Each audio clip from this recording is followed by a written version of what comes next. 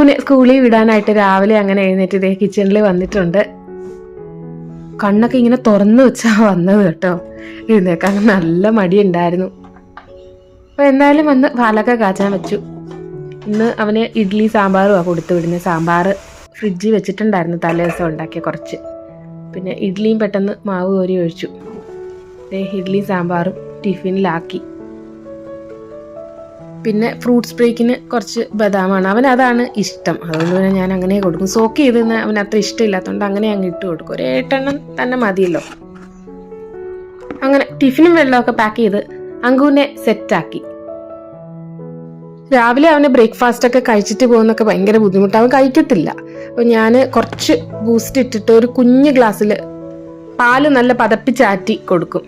അതെന്തായാലും അങ്ങ് എങ്ങനെയെങ്കിലും കുടിച്ചിട്ട് പോകും. കൂടെ ഒരു ക്രോസോണ്ട് ഉണ്ടല്ലോ നമ്മുടെ, അതും വാങ്ങി വെച്ചിട്ട് അതും കൂടെ ഒരെണ്ണം കഴിച്ചിട്ട് വിട്ടാൽ കുറച്ച് സമാധാനം ഉണ്ടല്ലോ. അവന് നന്നായിട്ട് ആറണം, പിന്നെ കുറച്ച് പതയൊക്കെ വേണം. ആ രീതിയിൽ തന്നെ കൊടുത്താൽ കഴിച്ചോളൂ, അല്ലെങ്കിൽ കുടിച്ചോളൂ. ഇതാ ഞാൻ പറഞ്ഞ നമ്മുടെ ക്രീം ബൺ പോലത്തെ ക്രൊസാൻഡ് എന്ന് പറഞ്ഞ് കിട്ടുമല്ലോ ബ്രിട്ടാനിയുടെ.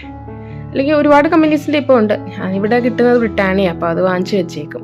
എന്തെങ്കിലും ഒന്ന് കഴിച്ചിട്ട് പോയാൽ നമുക്കൊരു സമാധാനമാണല്ലോ. ഒന്നും കഴിക്കാതെ ഇങ്ങനെ വെറുതെ തണുപ്പ് സമയത്ത് അവന് ഒന്നും കഴിക്കാറേ ഇല്ല. അവന് ഛർദ്ദിക്കാൻ വരുമെന്ന് പറയും. ഇപ്പം പിന്നെ ചൂടായതുകൊണ്ട് വലിയ കുഴപ്പമില്ല. ആ ഒരു കുട്ടി ഗ്ലാസ് പാല് നന്നായിട്ട് ബൂസ്റ്റ് ഞാൻ പറഞ്ഞ പോലെ ആറ്റി പതിപ്പിച്ചൊക്കെ കൊടുത്താൽ അതും കുടിച്ച് ഈ ക്രോസാൻഡ് ഈ ബണ്ണോ എന്തെങ്കിലും ഇങ്ങനെ അകത്ത് സ്റ്റഫ്ഡ് ഈ ക്രീം ബൺ പോലൊക്കെ ഉണ്ടെങ്കിൽ അത് കൊടുത്താൽ അവൻ കഴിച്ചോളൂ. അങ്ങനെ അങ്ക് പോയി കഴിഞ്ഞിട്ട് കിച്ചണിലേക്ക് വന്നു. ഇനി രാക്കേക്ക് പോകണം. ഞാൻ രാക്കേയും ചായ കുടിച്ച പാത്രം ഉണ്ടായിരുന്നു, അത് പെട്ടെന്ന് അങ്ങ് കഴുകി വെച്ചു. അപ്പോഴെപ്പോഴും കഴുകിയിട്ടാൽ സമാധാനമാണല്ലോ. എനിക്ക് ഈ സിങ്കിൽ ഇങ്ങനെ പാത്രം കിടക്കുന്ന കാണുമ്പോൾ ഒരു വല്ലാത്തൊരു ഇറിറ്റേഷനാണ്.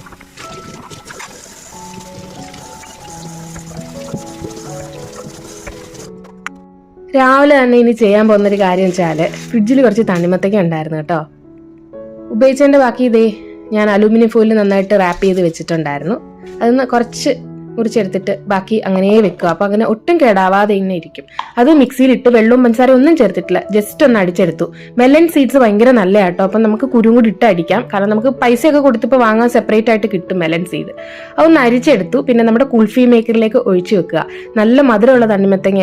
എന്താണെന്ന് അറിയത്തില്ല, ഇനി അവർ വല്ല ഷുഗർ സിറപ്പ് കുത്തി വെച്ചാണോ എന്തോ. വലിയ കളറില്ലായിരുന്നു, പക്ഷെ മധുരം നല്ലതായിട്ടുണ്ടായിരുന്നു. അല്ലെങ്കിൽ പഞ്ചസാര ഇതിട്ട് വെറുതെ നമ്മുടെ ശരീരത്തിൽ കൊടുക്കണ്ടല്ലോ.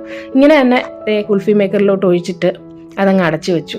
ഞാൻ കഴിഞ്ഞ വ്ലോഗിലും കാണിച്ചിട്ടുണ്ടായിരുന്നു വേറെ ഒരു കുൽഫി ഉണ്ടാക്കുന്നത്, നമ്മുടെ മാംഗോയും പാലും കൂടെ ചേർത്ത്. ഇത് വെറും സിമ്പിൾ തണ്ണിമത്തങ്ങ അരിച്ചതേ അതിൻ്റെ ജ്യൂസ് എടുത്തിട്ട് നമ്മുടെ ഫ്രീസറിലോട്ട് ആ കുൽഫി മേക്കർ വെച്ച് കൊടുക്കാം. ഇനി അത് അവിടെ നിന്ന് കട്ടിയാവട്ടെ. ഈ ചൂടത്ത് നമുക്ക് ഇങ്ങനെ കഴിക്കാൻ എന്ത് സുഖമാണെന്നറിയാവോ. അങ്കൂന് ഇതൊക്കെ ഒത്തിരി ഇഷ്ടമാണ്. എന്തായാലും ആദ്യം അത് തന്നെ അങ്ങ് ചെയ്തു. പിന്നെയാണ് രാക്കെ ഇഡ്ഡലിയൊക്കെ കഴിച്ചു ഓഫീസിലേക്ക് ഇറങ്ങുക. അങ്ങനെ രാക്കെ ഇറങ്ങി കഴിച്ചിട്ട് കിച്ചണിൽ വന്ന് കുറച്ച് അരി ആട്ടയൊക്കെ ഇട്ട് വെക്കാനുണ്ടായിരുന്നു പാത്രങ്ങളിലൊക്കെ. അതൊക്കെ ആദ്യം തന്നെ ചെയ്യുക. ഞാൻ ഈ ഫുഡിൻ്റെ കാര്യങ്ങൾ പറയുമ്പോൾ നമ്മുടെ ക്ലൈമറ്റ് എന്താണോ അതിനനുസരിച്ചുള്ള ആഹാരം കഴിക്കാൻ നമ്മൾ ശ്രമിച്ചാൽ നമുക്ക് ശരിക്കും നമ്മുടെ ആരോഗ്യം നല്ല രീതിയിൽ നോക്കി പോകാൻ പറ്റും കേട്ടോ.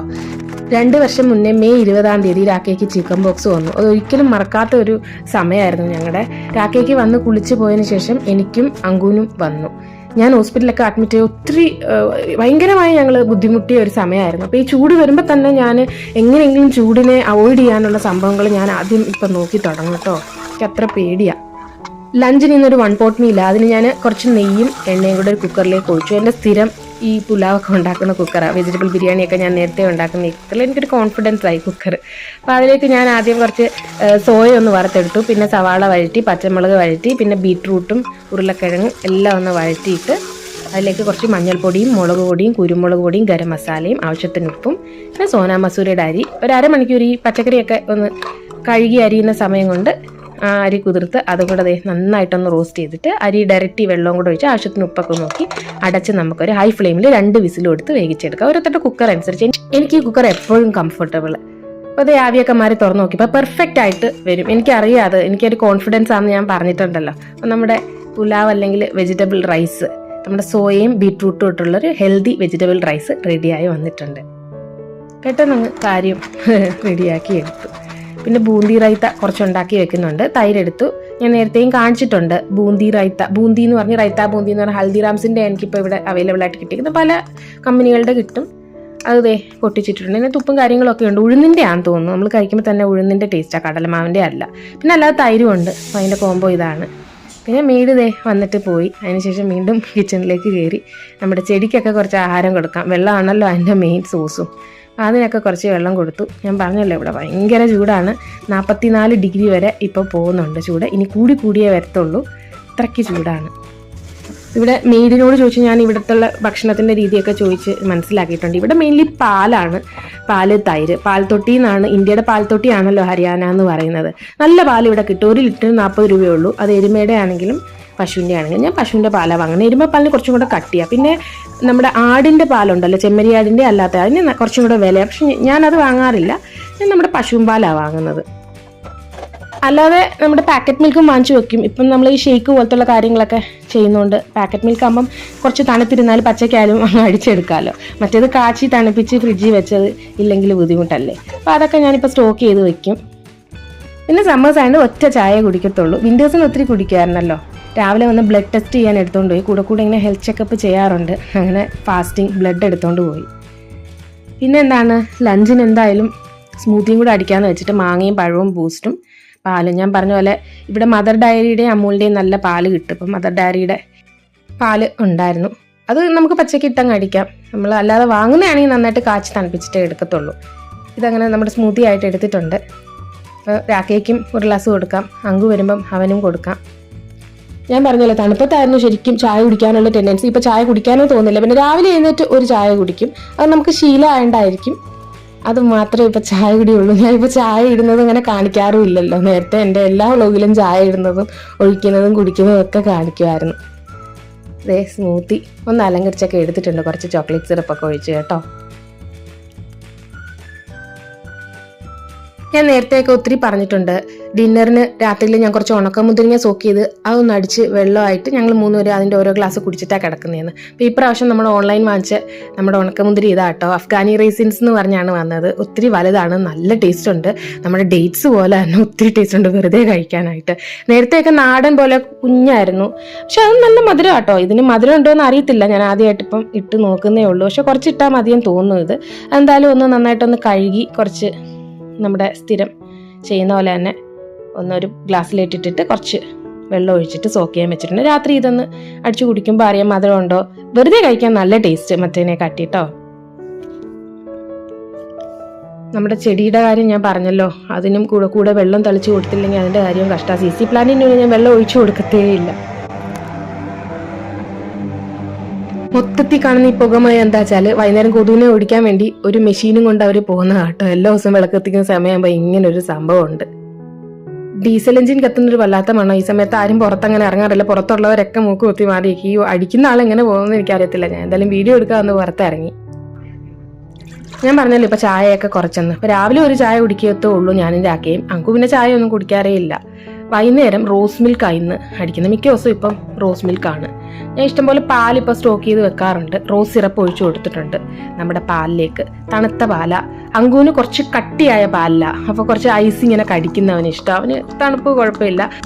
എനിക്കും രാക്കേക്കും ജസ്റ്റ് പാലൊന്ന് തണുപ്പിച്ചിട്ട് അതിനകത്ത് ഈ കല്ല് പോലെ ഐസ് കടിക്കുന്നത് ഞങ്ങൾക്ക് അത്ര ഇഷ്ടമില്ലാത്തതുകൊണ്ട് സിമ്പിളായിട്ട് പാല് ഒന്ന് റോസ് സിറപ്പ് ഒഴിച്ചിട്ട് നമ്മുടെ ഗുലാബ് ജെല്ല് ഇതാ സംഭവം കേട്ടോ. ഇവിടെ റോഫ്സെ എന്ന് പറഞ്ഞ് നമുക്ക് വാങ്ങാൻ കിട്ടുക പ്രോഡക്റ്റ്.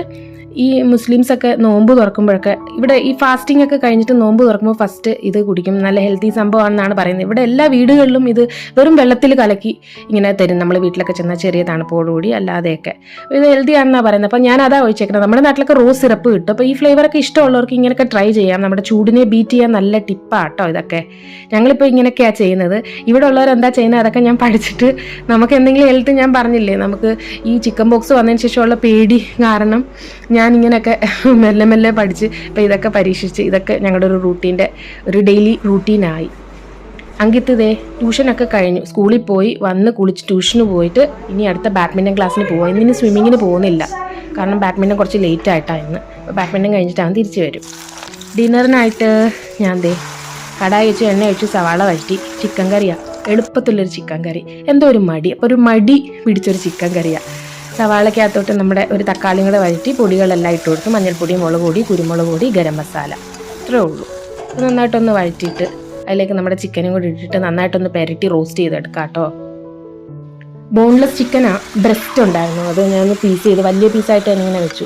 ജസ്റ്റ് ഒന്ന് മൊത്തത്തിൽ ഉപ്പൊക്കെ ആവശ്യത്തിന് ഇട്ട് കൊടുത്തിട്ടുണ്ട്. പിന്നെ നന്നായിട്ടൊന്ന് പെരട്ടി കുറച്ച് വെള്ളം ഒന്ന് തളിച്ചു കൊടുത്തിട്ട്, ചിക്കനിൽ നിന്ന് തന്നെ വെള്ളം ഇറങ്ങും എങ്കിലും ഒന്ന് തളിച്ചു കൊടുക്കാം, ഒന്ന് പെരണ്ടിരിക്കാൻ വേണ്ടി. എന്നിട്ട് ഇത് അടച്ച് വെച്ചിട്ട് ഒരു 20 മിനിറ്റ് മുതൽ അരമണിക്കൂർ വരെ വേകുന്നവരെ, ഞാൻ ഇച്ചിരി വലിയ പീസായതുകൊണ്ട് ഒരു 10-30 മിനിറ്റ് ഒന്ന് വേവിച്ചെടുത്ത് ഇങ്ങനെ ഡ്രൈ ആക്കി സെറ്റപ്പാക്കി വെച്ചിട്ടുണ്ട്. അപ്പത്തിന് മാവ് ഞാൻ അരച്ച് വെച്ചിട്ടുണ്ടായിരുന്നു. രാവിലെ ഞാൻ കുറച്ച് അരി വെള്ളത്തിയിട്ടിട്ട് പെട്ടെന്ന് ഈസ്റ്റൊക്കെ ഇട്ട് ഒരു 3 മണി 2:30-3 മണിയായപ്പോൾ അരച്ച് വെച്ചു. നന്നായിട്ട് പൊങ്ങി വന്നിട്ടുണ്ട്. അതെല്ലാം ഉപ്പൊക്കെ ഇട്ടിട്ട് നമ്മുടെ പുതിയ അപ്പച്ചട്ടിയിൽ ചുട്ടെടുക്കുക കേട്ടോ. ഈ കല്ലിന് നല്ല വെയിറ്റാണ്, കാരണം ഈ സൈഡിൽ നമുക്ക് ഇരുമ്പായതുകൊണ്ട് ഇങ്ങനെ കറക്കാനൊന്നും പറ്റത്തില്ല. അപ്പം ഞാൻ കൈ വെച്ച് ഇങ്ങനെ അങ്ങ് ആക്കത്തേ ഉള്ളൂ. പക്ഷെ നല്ല സുന്ദര അപ്പം കിട്ടും കേട്ടോ, നമ്മുടെ നാട്ടിലുണ്ടാക്കുന്ന പോലത്തെ തന്നെ അപ്പം കിട്ടും. നേരത്തെ ഞാൻ കല്ലപ്പമായിരുന്നല്ലോ കൂടുതലും ഉണ്ടാക്കുന്നത്, അല്ലെങ്കിൽ നോൺ സ്റ്റിക്കിലാണെങ്കിൽ ആ നടുഭാഗം വരത്തില്ലായിരുന്നു. ഇവിടെ നടുവ് അത്ര അങ്കൂന് ഇഷ്ടമല്ല, പക്ഷെ രാക്കയ്ക്ക് ഇഷ്ടമാണ്. അപ്പോൾ അതേ നമ്മുടെ നാട്ടിലപ്പം പോലെ ഉണ്ടാക്കി വന്നിട്ടുണ്ട്. നടുക്കൊക്കെ പൊങ്ങിയിട്ട് ചുറ്റും നല്ല ക്രിസ്പി ആയിട്ട് നന്നായിട്ട് മുരിഞ്ഞ്, എന്നാൽ നടുക്ക് നല്ല പഞ്ഞി പോലുള്ള അപ്പം നമ്മുടെ പുതിയ കല്ലിൽ, ഇരുമ്പ് കല്ലിൽ ഉണ്ടാക്കിയതാണ്. ഹെൽത്തിയും ആണല്ലോ, ഇരുമ്പൊക്കെ ഹെൽത്തി. പിന്നെ ഇത് മെയിൻറ്റെയിൻ ചെയ്യാൻ കുറച്ച് പാടാണ്, നല്ല വെയിറ്റാണ്. ഇങ്ങനെ ഒന്ന് മാറ്റി കൊടുത്താൽ മതി, കൈവച്ചിങ്ങനെ എടുക്കാം, പെട്ടെന്ന് ഇങ്ങനെ ഇളകി വരും. അങ്കുതേ ബാഡ്മിൻ്റനൊക്കെ കഴിഞ്ഞിട്ട് ഗുൽമോഹർ പൂവൊക്കെ ആയിട്ട് വന്നിട്ടുണ്ട്. അവൻ ഈ പൂക്കളും ചെടിയും കിളികളും ഒക്കെ ഒത്തിരി ഇഷ്ടമാണ്. ഇങ്ങനെയൊക്കെ ഉള്ള കാര്യങ്ങളൊക്കെ കൊണ്ടുവന്ന് അവൻ്റെ ഒരു സ്റ്റോറി പറച്ചിലുണ്ട്. പക്ഷെ നല്ല രസമല്ലേ, നമ്മുടെ ചെമ്പരത്തി പൂ പോലെ ഒരു ഭംഗിയുള്ള പൂവായത്.